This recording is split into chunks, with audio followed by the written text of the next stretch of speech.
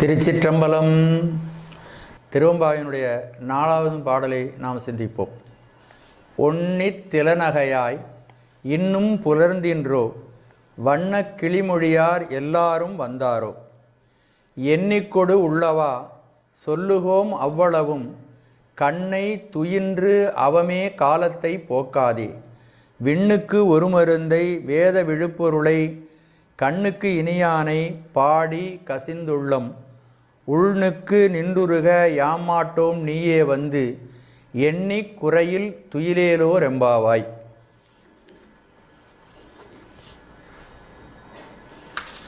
இந்த பாடலில் முதலிலே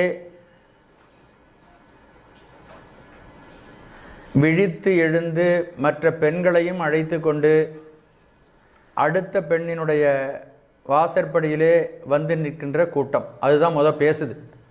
அவங்க தான் பேசுகிறாங்க.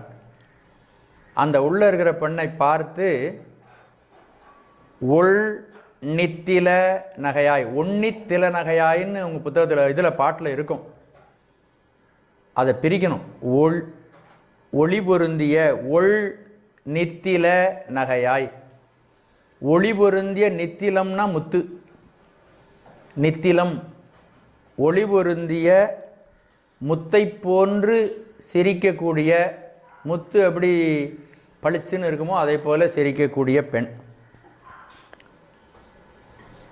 இப்போ என்ன அர்த்தம்னு கேட்டிங்கன்னா, சென்ற பாடலில் முத்தன்னா வெண் நகையாய், உன்னுடைய பல்லு வெள்ளையாக இருக்குன்னு. இதில் முத்துக்கு தான் அந்த வெண்மையை சொல்லப்பட்டிருக்கு, பல்லுக்கு சொல்லப்படலை. அப்போ நுணுக்கம் என்னன்னா, அந்த பெண் எதிர் அழைக்கும் பொழுது அவள் பல் துளைக்கு உடல் தூய்மை செய்து கொண்டு எழுப்பியிருக்கிறாள். இப்போ இந்த பெண் எப்படி இருக்கிறான்னா, உள் நித்தில நகையாய், இவ பல்லு விலகாமல் படுத்துங்கிருக்கான்னு அர்த்தம். எவ்வளவு நுணுக்கம் பாருங்க. சென்ற பாடலில் முத்தன்ன வெண்ணகையாய், அப்போ அந்த நகைக்கு வெள்ளை நகை அப்படின்னு சொல்லுது. இதில் முத்துக்கு வெள்ளைன்னு சொல்லியிருக்கு. அப்போ பல்லு வெள்ளையா இல்லை. ஏன் இல்லைன்னா அவன் படுத்து தூங்கிட்டு இருக்கான், இன்னும் எழுந்திருக்கல. எப்பொழுதும் பெண்கள் என்ன செய்ய வேண்டும்னு சொல்லியிருக்கிறோம் நம்ம. அந்த கூட்டம் அழைப்பதற்கு முன்பு இவர்கள் அவர்களோடு புறப்படுவதற்கு தயாராக கடை வாயில் வீட்டு வாசப்படியிலே நிற்கணும். அப்படி இல்லை, இந்த பெண் தூங்குறா. ஒள்ளி திலநகையாய் இன்னும் புலர்ந்தின்றோ. ஆகவே நீ படுக்கையில் உன் பல் தெரியும்படி படுத்து கொண்டு இருக்கிறாய். உனக்கு இன்னும் விடியலையா? இன்னும் பொழுது உனக்கு விடியவில்லையா? அப்படின்னா விடிந்து விட்டது. ஓகாரம் எதிர்மறை பொருளில் வருது, விழிந்து விட்டது.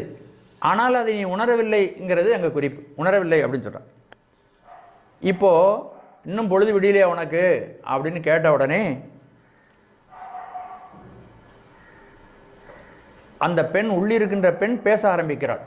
இவ்வளோதான் முதல்ல பேச்சு நடக்குது. முத்தன்ன வெண்ணகையாய் இன்னும் புலர்ந்தின்றோ. புலர்தல் அப்படின்னா விடிதல். அப்போ விடிஞ்சு போச்சு. அந்த விடிந்ததை உணராமல் நீ உறக்கத்தில் இருக்கின்றாய். புற தூய்மைகளும் செய்து கொள்ளாமல் நீ படுத்திருக்கிறாய் அப்படின்னோடனே உள்ளே இருக்கிற பெண்ணுக்கு அசதி மிகுதி. நாள் நிறைய சிவனை பற்றி பேசியிருக்கிறாள், திருக்கோயில் பணிகளை எல்லாம் செய்திருக்கிறாள். அவள் எப்பொழுதும் இறைவனுடைய கைங்கரியங்களே ஈடுபட்டு கொண்டிருக்கிற பெண். அதனால் இவங்க கூப்பிட்ட உடனே ஒன்னி திலநகையாய் இன்னும் புலர்ந்தின்றோ, அவ்வளோதான் பேச்சு வெளியில் இருக்கிறவங்க. அப்போ உள்ளே இருக்கிறவ சொல்கிறா, கொஞ்சம் அவகாசம், அந்த நேரம் கேட்குறா. வண்ணக்கிளிமொழியார் எல்லாரும் வந்தாரோ. வண்ணக்கிளிமொழியார், வண்ணம்னா அழகு, அழகு நற்குணங்கள், அழகு பொருந்திய நற்குணங்கள் நிறைந்த வண்ணம் என்பது இங்கே அழகையும் நல்ல குணங்களையும் குறிக்கிறது. வண்ண கிளிமொழியார் எல்லாரும் வந்தாரோ.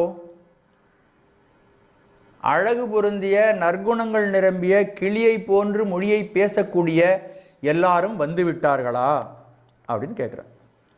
என்ன பொருள்னு கேட்டிங்கன்னா, ஒள்ளித்திலை நகையாய் இன்னும் புலர்ந்தின்றோ, இன்னும் விடியலையா உனக்கு அப்படின்னு கேட்டது கடுமையான மொழியாக அவளுக்கு படுகிறது. கிளி மொழியார் எல்லோரும் வந்தாரோன்னு என்ன அர்த்தம்? கிளியை போன்று மென்மையான மொழிகளை பேசுபவர்கள் ஒருத்தரும் வரலையா? இவ்வளவு கடுமையாக பேசுகிறீங்களே, இன்னும் கிடையாது, உனக்கு பொழுது விடியலையான்னு கேட்குறாங்க. கேட்ட உடனே அது கடுமையான மொழியாக தெரிகிறது. உங்களோட கிளியை போன்ற மொழி பேசுகின்றவர்களெல்லாம் வர வேண்டுமே, வரலையா? வரல போல இருக்கு, அதான் இப்படி வருது வார்த்தை அப்படின்னு அது குறிப்பு. அதில் என் தோழிகளாகிய உங்களுக்கு இனிமையாக பேசுவரும் இருக்கிறார்களே, அப்படிப்பட்டவர்கள் இன்றைக்கு வரவில்லையா அப்படின்னு கேட்குறா. நற்குணங்களும் இனியான மொழியும் உடையவர்கள் இக்கூட்டத்தில் கலந்து கொள்ளவில்லை என்பது இந்த வினாவினுடைய குறிப்பாக விளங்குகிறது. இவ்வாறு கூற கேட்ட உடனே இப்படி மறுமொழி சொல்லியாச்சு. ஒரு வார்த்தையில் கூப்பிட்டாச்சு, ஒரு வார்த்தையில் மறுமொழி சொல்லியாச்சு. ஒள்ளி திலநகையாய் இன்னும் புலர்ந்தென்றோ வண்ண கிளிமொழியார் எல்லாரும் வந்தாரோன்னு திருப்பி கேள்வி. அப்படி இவ்வாறு கூற கேட்ட உடனே வந்தவர்கள் மறுபடியும் பேச ஆரம்பிக்கிறாங்க. உள்ளவா எண்ணிக்கொடு சொல்லுகோம். உள்ளவா அப்படிங்கிறது அந்த இடத்துல ரூ இல்லை, அது விகாரத்தால் தொக்கதுன்னு இலக்கணம் சொல்லுவாங்க. உள்ளவாறு எண்ணிக்கொடுங்கிறது கொண்டு, கொடு என்பது வந்திருக்கு. எண்ணிக்கொண்டு வந்து சொல்லுகிறோம். உள்ளவாறு எவ்வளவு சரியாக இருக்குன்னு நீ கரெக்டாக கேள்வி கேட்டுட்ட. வண்ண கிளிமொழியார் எல்லாரும் வந்தாரோன்னு கேட்டுட்ட. அப்போ எல்லாரும் வந்தாரா அப்படிங்கிறத நாங்களும் அதை சரி செய்து கொள்ள வேண்டும். அப்போ நாங்கள் எண்ணி சொல்கிறோம். ஏன்னா நீ ரொம்ப சரியாக கேட்குற கேள்வி, அருமையான கேள்வியாக கேட்குற. நம்முடைய தோழிகள் அனைவரும் வந்து விட்டார்களா?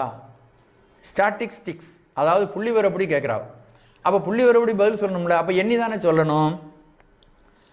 எண்ணிக்கொண்டு வந்து தெரிவிக்கிறதா நல்லது. நாங்கள் சொல்கிறதுல தவறில்லாமல் இருக்கிறோம். அதனால் உள்ளவாறு எண்ணிக்கொண்டு வந்து நாங்கள் சொல்லுகிறோம் அப்படின்னு பதில் சொல்கிறாங்க. எப்படி பாருங்க, உள்ளேயும் வெளியிலையும் உரையாடல் நிகழ்கிறது. சரி, இப்போ நாங்கள் எண்ணிக்கிட்டு வர்ற நேரத்தில் நீ ஏதாவது மறுபடியும் தூங்கலான்னு நினைக்காத. நாங்கள் எண்ணிக்கிட்டு வந்து சொல்கிறோம். அந்த எண்ணிக்கொண்டு வருகின்ற நேரத்தில் அந்த நேரத்தில் கொஞ்ச நாளை என்ற வரலும் நாங்கள் தூங்கலாமா அப்படின்னு உனக்கு சிந்தனை வரக்கூடாது. அவ்வளவும் கண்ணை துயின்று அவமே காலத்தை போக்காது. அவம்னா வீணாக. மாணிக்க வாசகர் கால தத்துவத்தை மிகச் சரியாக நமக்கு போதிக்கக்கூடிய குருமகான். வீணாக காலத்தை கழிக்காதேன்னு சொல்றார். அந்த வார்த்தையை நீங்கள் நம்ம எடுத்துக்கணும். சரியான விஷயங்களில் நம்முடைய கவனம் செல்லாமல் சரியில்லாத விஷயங்களில் கவனம் சென்றால் அது வீணாக கழிக்கக்கூடிய காலம்.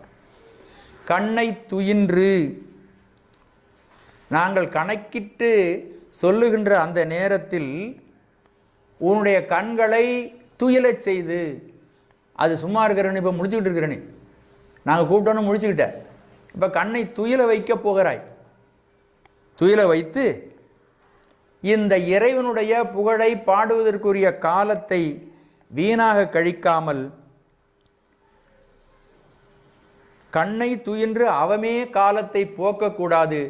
இறைவனுடைய மகிமைகளையும் இறைவனுடைய புகழையும் நாம் சிந்தனை செய்து கொண்டோ அல்லது பேசிக்கொண்டோ அல்லது அவனுக்கு கைங்கரியங்களை செய்து கொண்டோ கழிக்க வேண்டிய காலம் இந்த பிரம்மமுகூர்த்தமான காலம். விண்ணுக்கு ஒரு மருந்தை. இப்போ உள்ளே இருக்கிறவ எண்ணிட்டு வான்னு சொல்கிறா. நாங்கள் எண்ணிட்டு இருக்கிற வரையிலும் நீ அந்த காலத்தில் மீண்டும் தூங்காமல் இறைவனுடைய புகழை பாடுவதற்கு நீ எழ வேண்டும் என்ற சொல்லிக்கொண்டு அவர்கள் சொல்லுகிறார்கள், விண்ணுக்கு ஒரு மருந்து. சிவபெருமான் வான உலகத்தில் இருக்கின்ற தேவர்களுக்கு மருந்தாக விளங்குகிறான். எப்படின்னா அவன் நமக்கும் மருந்து தான். வான உலகத்தில் உள்ள தேவர்களெல்லாம் அமுதம் கடைந்தார்கள். அமுதம் கடைந்த பொழுது தேவர்களும் அசுரர்களும் அமுதம் கடைந்தார்கள். அப்படி ரெண்டு பேரும் கடையும் பொழுது அதிலிருந்து எல்லாம் வந்தது, பல பொருள்கள் வந்தது. நல்ல பொருள்களெல்லாம் வந்த பொழுது அவரவர்களும் எடுத்துக்கொண்டார்கள். ஆனால் அதிலிருந்து கடைசியில் ஆலகால விஷம் வந்தது. வந்த பொழுது எல்லாரும் வேண்டாம் வேண்டாம்னு தலைதறிக்க ஓட ஆரம்பிச்சிட்டாங்க. மக்களும் ஓடினார்கள், தேவர்களும் ஓடினார்கள், எல்லாரும் ஓடினார்கள். அப்பொழுது அந்த விஷம் வந்ததை எடுத்து தன்னுடைய கண்டத்திலே அடக்கி கொண்டு மணிகண்டனாக விளங்கினான் நம்முடைய சுவாமி. அப்போ அவர்களை காப்பாற்றிய மருந்தாக விளங்கினான். அதனால தான் விண்ணுக்கு ஒரு மருந்து. தேவர்களுக்கு அமுதம் வந்த பொழுது அமுதத்தோடு விஷம் வந்தது. விஷத்தை சிவன் ஏற்றுக்கொண்டு தேவர்களையும் மக்களையும் இந்த பிரபஞ்சத்தையும் அவன் காப்பாற்றினான். அந்த நஞ்சினுடைய தன்மை வெளிப்படாது காப்பாற்றியதனால் அவன் மருந்தாக விளங்குகிறான். அடியவராம் இமயவர்தம் கூட்டம் உய்ய அலைகடல்வாய் நஞ்சுண்ட அமுது. நஞ்சுண்ட அமுது சிவபெருமான். நஞ்சை உண்டும் சாவாமல் வாழ்ந்தவன். மற்றவர்களுக்கு நன்மை செய்து தான் அந்த விஷத்தை உண்டான். அதுவே அவனுக்கு அழகாக இருந்தது. அதனால் அவனுக்கு பேர் என்ன? மணிகண்டன். கண்டத்திலே கருப்பு உடையவன். அதனால் மணிகண்டன் என்று அவனுக்கு பெயர். இறைவனாகிய அமிர்தம் பேரின்பத்தை நமக்கு கொடுக்கும். அதோடு மரணமிலா பெருவாழ்வையும் நமக்கு தரும். விண்ணுக்கு ஒரு மருந்தை வேத விழுப்பொருளை. வேதங்களெல்லாம் மேலாக சொல்லி பாராட்டக்கூடிய பொருள். வேத விழுப்பொருள் என்பது இந்த இடத்துல ரொம்ப சூட்சமாக சிவபெருமானுடைய திருவைந்தெழுத்தை குறிக்கிறது. வேத விழுப்பொருள். வேதம் நான்கினும் மெய்ப்பொருளாவது நாதன் நாமம் நமசிவாய். நம்முடைய திருஞான சம்பந்தர் ஏதோ அப்படி போகிற போக்கில் வேதம் நான்கினும் மெய்ப்பொருளாவதுன்னு சொல்லலை. ரிக்கு, யசூர், சாமம், அதர்வணம்னு 4 வேதங்கள் நமக்கு தெரியும். இது சிவபெருமான் மொழிந்தது. சிவபெருமான் வேதங்களை அவர்தான் அருளி செய்தார். வேதங்களையும் ஆகமங்களையும் அருளி செய்தார். இல்லை, இந்த அதர்வண வேதம் தீய துர்தேவதைகளையெல்லாம் கட்டுப்படுத்துகிற மந்திரமுடையது.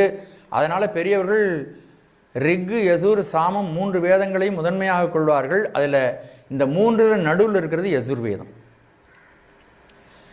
யசூர் வேதத்தினுடைய மத்தியில் இருப்பது ஸ்ரீருத்ரம். அது இறைவனுடைய சமகம் நமகம்னு 2 பகுதி அதில் அமைந்திருக்கிறது. அந்த நமகத்தினுடைய மையப்பகுதியில் அமைந்திருப்பது ஒரு ஸ்லோகம். அந்த ஸ்லோகத்தில் நம சிவாயச்ச சிவதராயச்ச அப்படிங்கிற நமசிவாய மந்திரம் இருக்கிறது. அங்கிருந்து அந்த மந்திரத்தை எடுத்திருக்கிறாங்க. விண்ணுக்கு ஒரு மருந்தை வேத விழுப்பொருளை. வேதத்தினுடைய சாரமாக உள்ளது எது அப்படின்னா, வேதம் படிக்கிறதுக்கு அந்த வேதத்தினுடைய ஒலியை சரியாக உச்சரிக்க வேண்டும். திருநாவுக்கரசர் சொல்லுவார், ஒலி சிறந்த வேதம். வேதத்தை சரியான உச்சரிப்போடு உச்சரிக்கலைன்னா பலன் வராது. நம்முடைய தமிழ் மந்திரங்களையெல்லாம் பொருளுணர்ந்து உச்சரிக்கணும். சொல்லிய பாட்டின் பொருளுணர்ந்து சொல்லுவார் அப்படின்னு பொருள் உணர்ந்து. இப்போ நம்ம படிக்கிறோம் பார்த்தீங்களா, அது மாதிரி பொருள் உணர்ந்து படிக்கணும். அதனால் பலன் உண்டாகும். வேதங்களை பொருளுணர்ந்து படிப்பதற்கு மேலாக நாம் என்ன செய்யணும்னா பொருளுணர்ந்தும் படிக்க வேண்டும். அதற்கு மேலாக ஸ்பஷ்டமாக அதனுடைய ஒலி குறிப்போடு சொல்ல வேண்டும். அப்போ தான் அந்த மந்திரம் பலிக்கும். நமசிவாயச்ச சிவதராயச்ச அப்படிங்கிற மந்திரம் அங்கே விளங்குகிறது. வேதம் தன்னுடைய ஹிருதயத்தில், அதாவது மையத்துக்கு மையத்துக்கு மையம் மையம் மையம் மையம் மையம்னு போனீங்கன்னா அந்த மையத்துக்குள் வச்சு காப்பாற்றுறது திருவைந்தெழுத்து. அதே போல் நம்முடைய தமிழ் வேதங்களாகிய திருமுறைகளும் இறைவனுடைய திருவைந்தெழுத்தை தன்னுடைய ஹிருதயத்திலே வச்சு போற்றுகிறது. அடங்கன்முறை என்று சொல்லக்கூடிய மூவருடைய தேவாரம் 7 திருமுறை. அந்த 7 திருமுறையிலே மையத்தில் இருப்பது எத்தனாவது? 4வது திருமுறை. இங்கே 3, அங்கே 3, நடுவில் 4. அந்த 4வது திருமுறையில் இருக்கக்கூடிய மொத்த பதிகங்களை நடுவில் இருக்கிறது பதிகத்தில். அந்த பதிகத்தினுடைய நடுவிலே ஒரு பாட்டு இருக்கிறது. விண்ணினார் பணிந்தேத்த வியப்புறும் மண்ணினார் மறவாது சிவா என்று எண்ணினார்க்கு இடமா எழில் வானகம் பண்ணினார் அவர் பாலைத்துறையரே. திருப்பாலத்துறை பதிகம் அது. அதில் இந்த பாட்டு மையத்தில் இருக்கு. எப்படி வேதம் தன்னுடைய ஹிருதயத்தில் வைத்து நமசிவாய மந்திரத்தை போற்றுகிறதோ அதுபோல தேவாரமும் தன்னுடைய ஹிருதயத்தில் வைத்து திருவைந்தெழுத்தை போற்றுகிறது. அப்படி திருவைந்தெழுத்தை மறவாது யாரொருவர் உச்சரிக்கின்றார்களோ அவர்களுக்கு சிவபெருமான் ஒரு காரியம் செய்கிறான். மறவாது சிவா என்று எண்ணினார்க்கு இடமா எழில் வானகம். இந்த இடத்துல வானகம் என்பது தன்னுடைய உலகத்தையே அவன் தருகிறான். இந்த பக்தன் திருவைந்தெழுத்தை இந்த மண்ணுலகத்தில் அவனுக்கு இருக்கின்ற எல்லா விதமான கஷ்ட நஷ்டங்களுக்கு இடையிலே அவன் ஓதிக்கொண்டே இருந்தான். இவன் என்னை நோக்கி வரப்போகிறான், இவனுக்கு ஒரு தகுந்த இடம் வைக்க வேண்டும் என்று தனக்கு பக்கத்தில் ஒரு இடம் போனான்.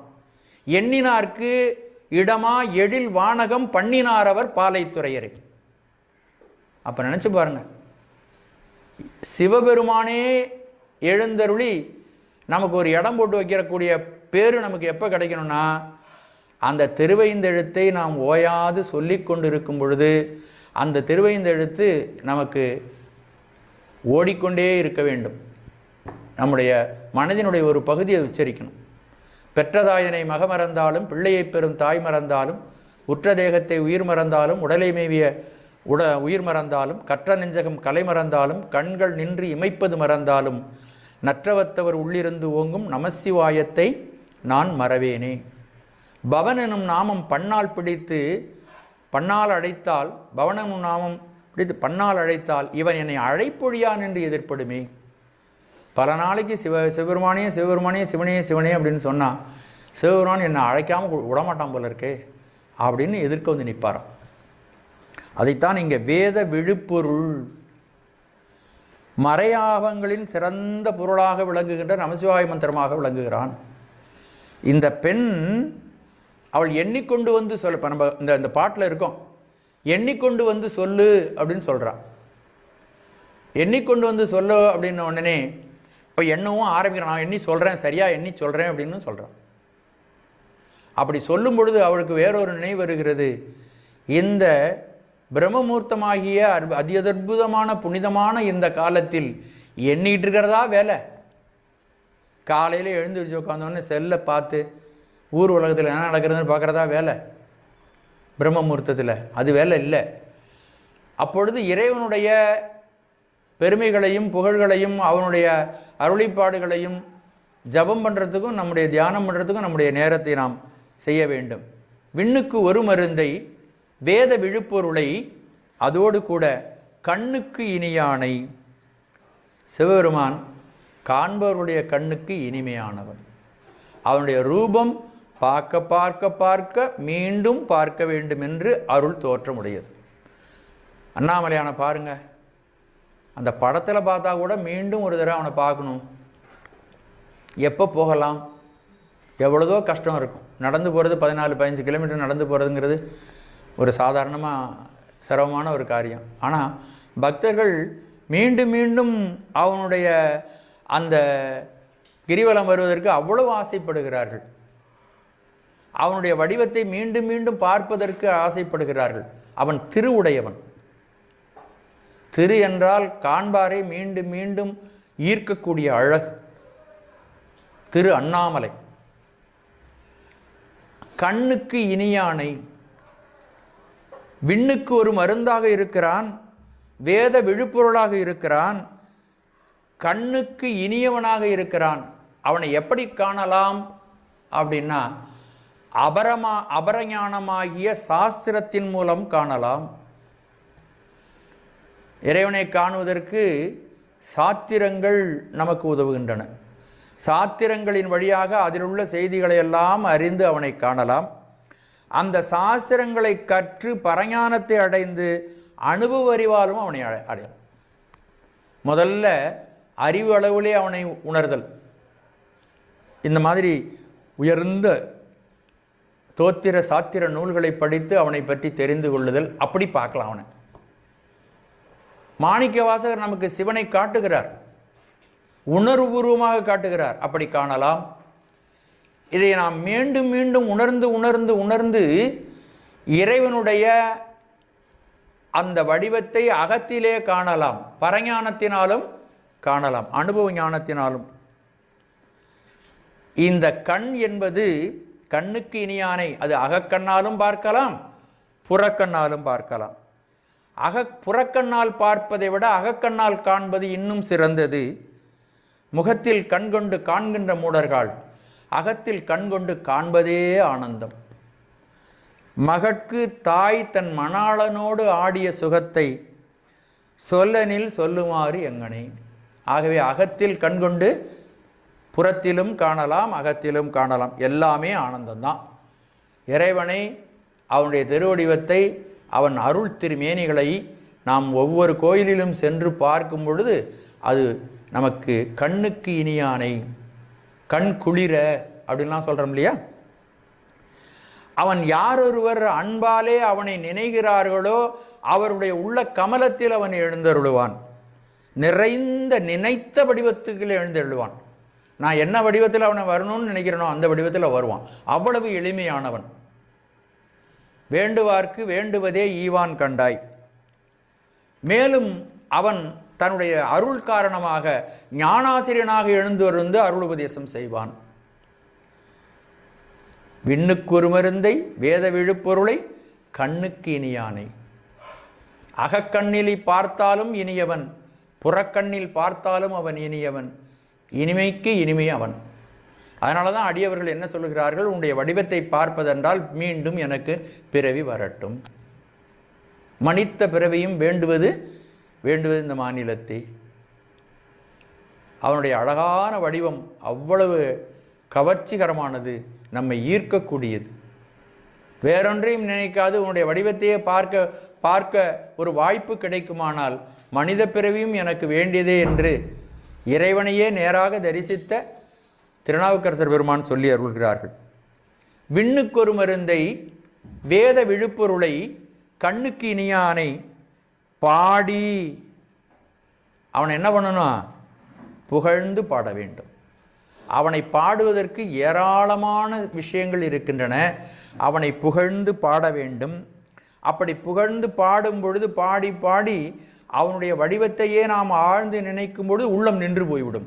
உள்ளம் நின்று எதில் நிற்கும்? அவனுடைய வடிவத்தில் உள் நின்று அதன் பிறகு உள்ளமானது நெக்கு நெக்கு உருகும். ஒன்னொன்னா நடக்குது பாருங்க. அவனை பாடுகிறோம். இந்த முதல்ல சொன்ன பாருங்க, சிரிப்பார், களிப்பார், தேனிப்பார். சிவபெருமானை பற்றி அவனுடைய லீலைகள் 64 திருவிளையாடல்கள், அதை பார்த்து பார்த்து பார்த்து சிவபெருமான் மாணிக்க வாசகருக்காக மண் கூடை சுமந்தான். அப்படி சுமக்கும் பொழுது அவன் தலையிலே மண்ணை வைத்து கொண்டான். அப்படி கீழிருந்து மண்ணை மேலே அள்ளும் பொழுது ரொம்ப கனமாக இருக்குது அப்படின்னு கீழே வச்சான். கொஞ்சம் மண்ணை கீழே தரிச்சு விட்டான். மறுபடியும் தூக்கினான். அப்பா ரொம்ப லேசாக இருக்குது, இன்னும் கொஞ்சம் மண்ணல்லோன்னு கீழே வச்சான். இதே வேலை நடக்குது. இந்த கூடையை தூக்கி கொண்டான்.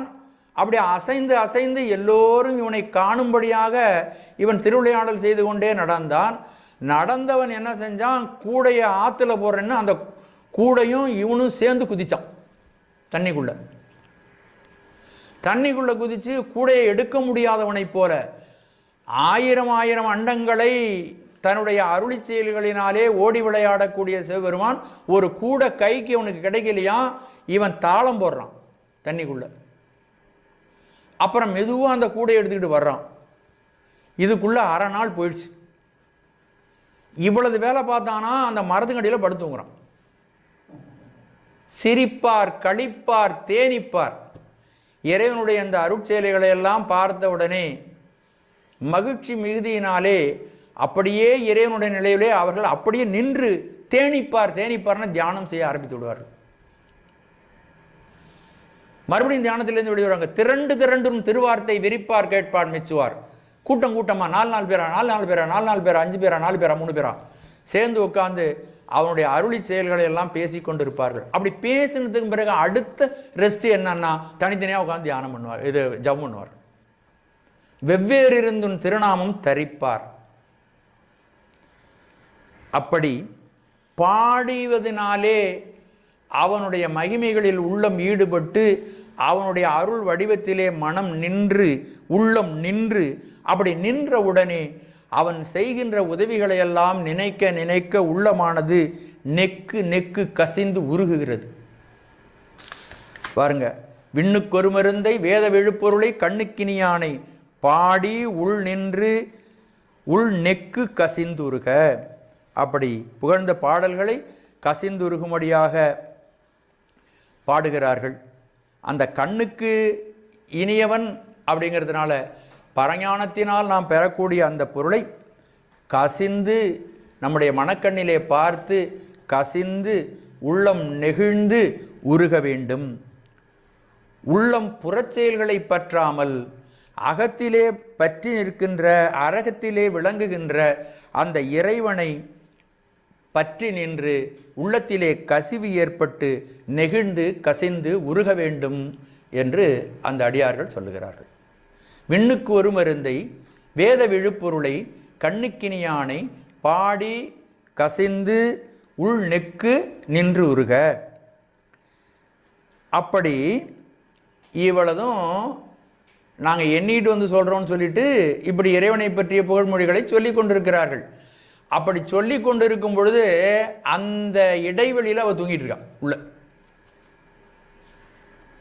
அப்படி தூங்கி கொண்டிருக்கும் பொழுது இவர்கள் என்ன சொல்கிறார்கள் அப்படின்னா, ஒன்னி திலநகையாய் இன்னும் புறந்தின்றோ வண்ண கிளிமொழியார் எல்லாரும் வந்தாரோ எண்ணிக்கொடுள்ளவா சொல்லுகோம் அவ்வளவும் கண்ணை துயின்று அவமே காலத்தை போக்காதே மின்னுக்கு ஒரு மருந்தை வேத விழுப்பொருளை கண்ணுக்கினியானை பாடி கசிந்துள்ளம் உள்நுக்கு நின்றுருக யாமாட்டோம் நீயே வந்து எண்ணிக்குறையில் துயிலேலேரம்பாவாய். அதுக்கு பிறகு அவர்களுக்கு ஒரு சிந்தனை வருகிறது. விண்ணுக்கொரு மருந்து வேத விழுப்பொருள் கண்ணுக்கினியவன் அவனை பாடி கசிந்து உள்நுக்கு நின்றுருக வேண்டும். அப்படிப்பட்ட நேரத்தில் இந்த வெட்டி வேலை என்னத்துக்கு, இதை எண்ணிக்கிட்டு இருக்கிறது என்ன வேலை அப்படிங்கிற எண்ணம் வந்துடுது அவங்களுக்கு. நான் முதல்ல சரியாக மிகச்சரி உள்ளவாறு உனக்கு எண்ணி சொல்லுகிறோம், எண்ணிக்கொடு வந்து சொல்லுகிறோம் அப்படின்னு சொன்னவங்க இப்பொழுது என்ன செய்கிறாங்கன்னா, இந்த நேரத்தில் போய் அந்த வேலையை பார்க்கக்கூடாது, அது நம் வேலை அல்ல, யாமாட்டோம், அந்த எண்ணிக்கிட்டு இருக்கிற வேலையை நாங்கள் செய்ய மாட்டோம், அதற்கு எங்களுடைய மனம் ஒப்பாது, நீயே வந்து எண்ணிக்கொள். இறைவனை பாடாவிட்டாலும், இறைவனுடைய நீ எழுந்து வராவிட்டாலும், இறைவனுடைய புகழை பாடாவிட்டாலும் பரவாயில்ல, நீ உனக்கு தேவைன்னா எத்தனை பேர் வந்திருக்காங்கன்னு பார்க்கணும்னா நீயே எழுந்து வந்து இவர்களையெல்லாம் எண்ணி சரியாக நீனே மனசில் வச்சுக்க. இந்த நேரத்தில் இந்த வேலையை நாங்கள் செய்வதற்கு ஒருப்படும். அப்படி நீ வந்து எண்ணும் பொழுது ஏதாவது குறைந்தால், அடியார்கள் வர வேண்டிய அடியார்கள்லாம் எனக்கு வேண்டிய ஃப்ரெண்டு வரல அப்படின்ட்டு நினச்சின்னா நீ உள்ளே போய் தூங்கு. எண்ணி குறையில் துயிலேலோ ரம்பாவாய். எண்ணி குறையில் எண்ணும் பொழுது உனக்கு குறைபாடு தோன்றிவிட்டால், உனக்கு வேண்டியவங்க அல்லது நம்முடைய அடியார்களில் யாராவது வரல, அவங்க வராத பொழுது வீட்டில் சின்ன பையன் பள்ளிக்கூடத்துக்கு போகிற பையன் என்ன பண்ணுவான், அக்கா வந்து பள்ளிக்கூடம் போகலன்னா இவனும் போக மாட்டான் இல்லையா? அது மாதிரி யாராவது வரலன்னா அந்த சாக்கை வச்சு தூங்கலாமான்னு பார்க்குறாவ. எண்ணி குறையில் குறைந்தால், குறையில்னு என்ன பொருள், குறைந்தால் நீ எண்ணி குறைஞ்சதுன்னா மறுபடியும் போய் நீ தூங்குறதுனா தூங்கு. எண்ணி குறையில் துயிலேலோ ரெம்பாவாய். என்னுடைய அழகிய பெண்ணே, இளமையான பெண்ணே, கன்னி பெண்ணே, நீ போய் தூங்கலாம் என்று இந்த பாடலில் இந்த கருத்துக்களை எல்லாம் சொல்லுகிறார்கள். இதில் சக்தியை வியந்தது கண்ணுக்கினியானை, சுவாமி கண்ணுக்கு இனியவன் அப்படிங்கிறதுனால சாமிக்கு திருமேனி உண்டு, கண்ணுக்கு இனியவனாக வந்து காட்சி தருகிறான். அவன் மனத்துக்கும் இனியவன், கண்ணுக்கும் இனியவன், மனதால் சிந்தித்தாலும் இனியவன், சட்டோ நினைக்க மனத்தமுதாம் சங்கரன். விண்ணுக்கு ஒரு மருந்து வேத விழுப்பொருள் கண்ணுக்கு இனியவன். அப்படிப்பட்ட அந்த கண்ணுக்கு இனியவனுக்கு திருமேனி உண்டு. திருவுருவுக்கு, திருவுருனாலே அது பராசக்தியினுடைய வடிவம்தான். ஆகவே இந்த பாடலிலும் சக்தியை வியந்தது பெறப்படுகிறது.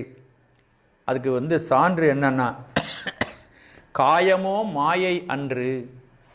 சிவபெருமானுக்கு இருக்கின்ற காயம் இருக்க அது மாயையினால் ஆனது அன்று. காயமோ மாயை அன்று காண்பது சக்தி தன்னால். அது அருள் திருமேனி. நாம் அதை பார்க்குறோம், அந்த உருவத்தை பார்க்குறோன்னா அது சக்தியினுடைய வடிவம். மூர்த்திமானாக அந்த சக்தியினுடைய வடிவத்துக்குள்ளே சிவபெருமான் விளங்குகிறான். அவனுக்கு இருக்கிற மேல் போர்வையே பராசக்தி தான். அதனால தான் பழங்காலத்தில் சிவலிங்க வடிவம் மட்டும் கர்ப்பகிரகத்தில் இருக்கும், அம்பிகை வடிவம் கிடையாது. பின்னாடி தான் நம்மளாம் பார்க்கணும். அம்பிகையும் தனியாக இருந்தால் நம்ம கண்ணுக்கு பார்ப்பதற்கும் வழிபாடுவதற்கும் ரொம்ப நல்லா இருக்கும்னு கேட்டவுடனே சாமி அந்த அம்பிகை வடிவத்தையும் அருள் திருமேனியாக நமக்கு கொடுத்திருக்கிறான், பார்வதியையும் கொடுத்திருக்கிறான். ஆகவே இந்த பாடலில் கண்ணுக்கினியானே என்று சொல்வதன் மூலமாக சக்தியை வியந்தது, சக்தியை இந்த பாடல் பரவலாக இந்த பாடலிலே மாணிக்கவாசக பெருமான் நமக்கு சுட்டி அருள்கிறார் என்பதை நாம் தெரிந்து கொள்ள வேண்டும். இந்த பாடலை ஒரு தடவை பார்க்கலாம்.